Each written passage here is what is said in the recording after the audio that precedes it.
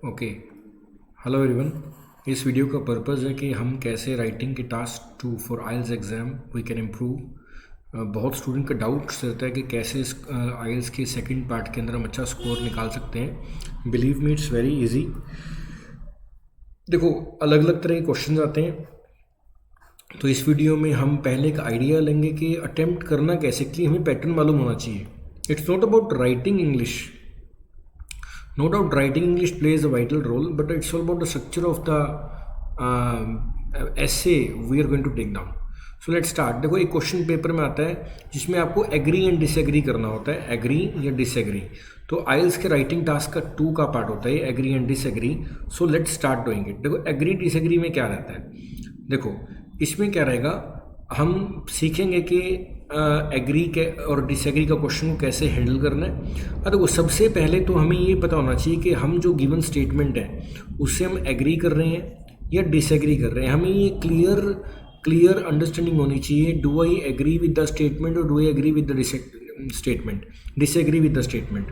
अब हमें कैसे पता लगेगा कि मैं एग्री कर रहा हूँ या डिसएग्री कर रहा हूँ? हमारे सपोर्टिंग आइडियाज से।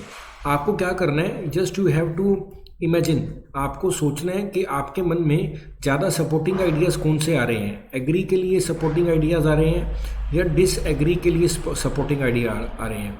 जब आपको राइटिंग का टास्क स्टार्ट करना है, आपने क्या करना है, फर्स्ट ऑफ ऑल एक रफ वर्क करना है। जैसे रफ वर्क में आपने क्या करना है, सपोर्टिंग आइडियाज़ यानी कि एग्री, जो अगर आप एग्री करते हो तो कौन कौन से पॉइंट्स आपके मन में आ रहे हैं उनको लिख देना है। ओके, फिर जो जो चीज़ें आपके डिसएग्री के सपोर्टिंग आइडियाज़ हैं उनको भी आपने नोट डाउन कर लेना है। ये पहला स्टेप है। और let's start how you can score very well. देखो, एग्जाम में क्या होगा, फॉर एग्जाम्पल एक स्टेटमेंट विल बी देयर, एक स्टेटमेंट दी गई होगी like big salary is much more important than job satisfaction. अब देखो, यहाँ पर हमें पता है कि हमारा स्टेटमेंट क्या गिवन है कि ज़्यादा सैलरी इंपॉर्टेंट है, ज़्यादा इंपॉर्टेंट है जॉब सेटिस्फेक्शन से। यानी कि यहाँ पर दो चीज़ों की बात हो रही है, एक साइड पे तो बिग सैलरी है और दूसरी साइड पे क्या है, जॉब सेटिस्फेक्शन है। तो हम किसके साथ ज़्यादा इंक्लाइंड है हमें देखना होगा। हमें ज़्यादा पॉइंट्स कहाँ पे बन रहे हैं अपने मन में, अपनी इमेजिनेशन में, हमें ये देखना होगा। तो हमें क्या करना है, सबसे पहले स्टेटमेंट पढ़कर आपको बिग सैलरी के भी पॉइंट्स बनाने हैं और जॉब सेटिस्फेक्शन के भी पॉइंट्स बनाने हैं। जहाँ पर आपको लगता है ज़्यादा लॉजिकल पॉइंट्स बन रहे हैं, ज़्यादा स्ट्रॉन्ग पॉइंट बन रहे हैं, उस एरिया के अंदर आपने क्या करना है, आपने टेक डाउन करना होगा। Like big salary is more important than job satisfaction, do you agree or disagree. अब देखो, आपको क्या करना होगा, आपको 250 वर्ड्स की लिमिट लाइक दे रखी होगी। अब और आपको दे रखा होगा कि आपको रेलेवेंट एग्जाम्पल्स भी लिखने हैं, ठीक है ना, अगर ज़रूरत हो। सो लेट्स स्टार्ट। देखो, सबसे पहले तो हमें ये पता होना चाहिए कि जो हमें पैराग्राफ लिखना है, जो एसे में लिखना है, उसमें स्ट्रक्चर क्या रहेगा।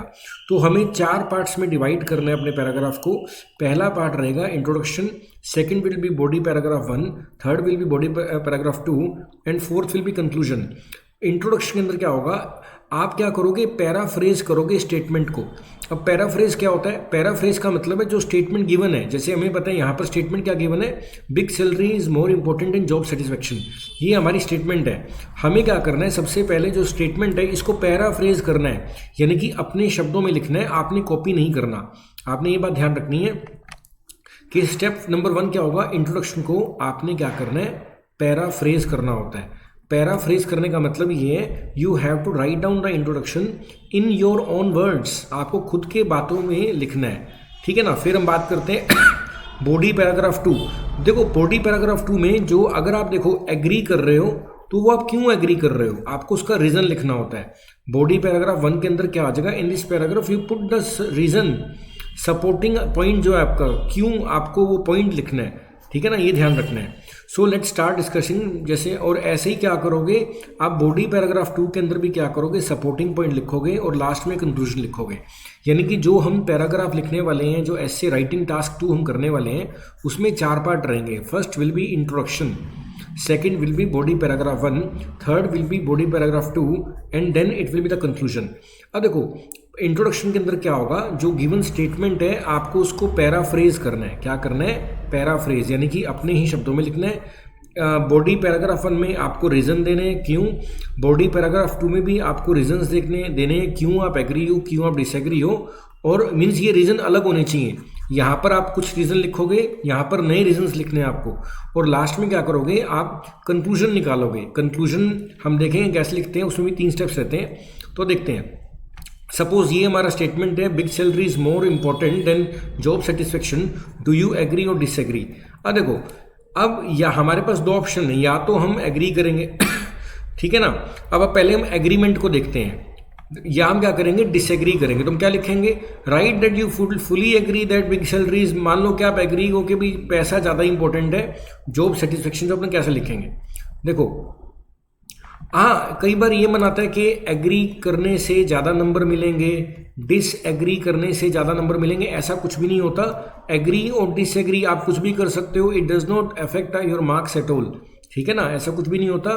दोनों के बराबर ही नंबर रहते हैं। आपकी ग्रामर एक्यूरेसी, आपका लिखने का तरीका, आपका स्ट्रक्चर ऑफ द एसे, इन चीज़ों को कंसिडर किया जाता है।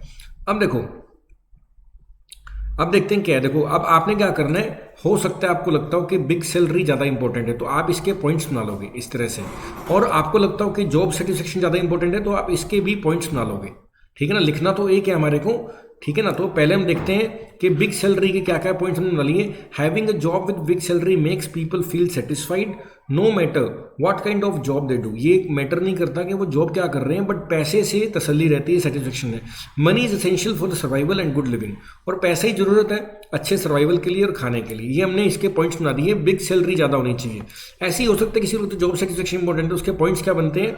Job satisfaction gives you a sense of fulfillment, doing what you keeps like feel like motivated and therefore lead। देखो यहाँ पे 2 कारण बता रहे, एक तो फुलफिलमेंट की फीलिंग है, और एक आपको मोटिवेट मिलते हैं, और मोटिवेट होगा तो आपके करियर की ग्रोथ अच्छी होगी।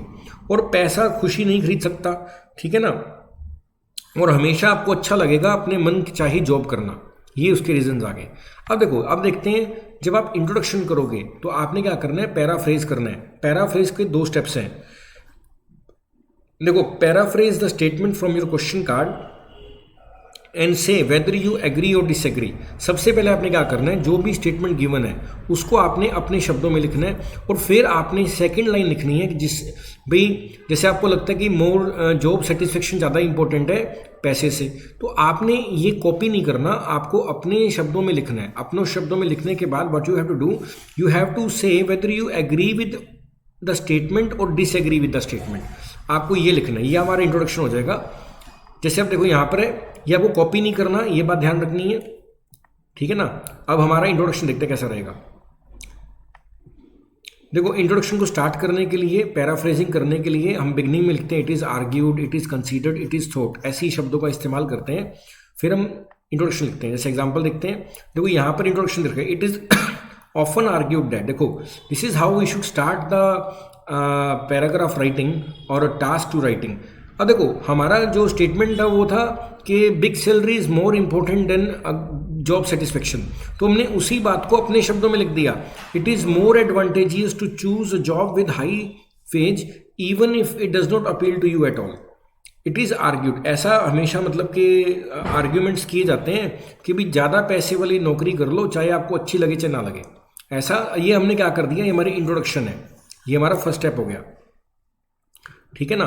Big salary is much more, okay. अब देखो, अब हमने क्या कर दिया, it is often argued that it is more advantages to choose a job with high wage even if it doesn't appeal to you. देखो, यहाँ तक तुमने क्या कर दिया, पैराफ्रेज कर दिया। फर्स्ट स्टेप हमने क्या कर दिया, ये हमने क्या कर दिया, इंट्रोडक्शन को क्या कर दिया, पैराफ्रेज कर दिया। पैराफ्रेज कर दिया हमने इंट्रोडक्शन को, और स्टार्ट को करने के लिए हमने क्या लिख दिया, it is argued, it is considered, it has been seen, it is observed. ऐसे आप पैटर्न से स्टार्ट करोगे। I complete disagree. अब देखो, आप या तो एग्री करोगे या आप डिसएग्री करोगे। अब आपने with this opinion and think. अब देखो, अगर आप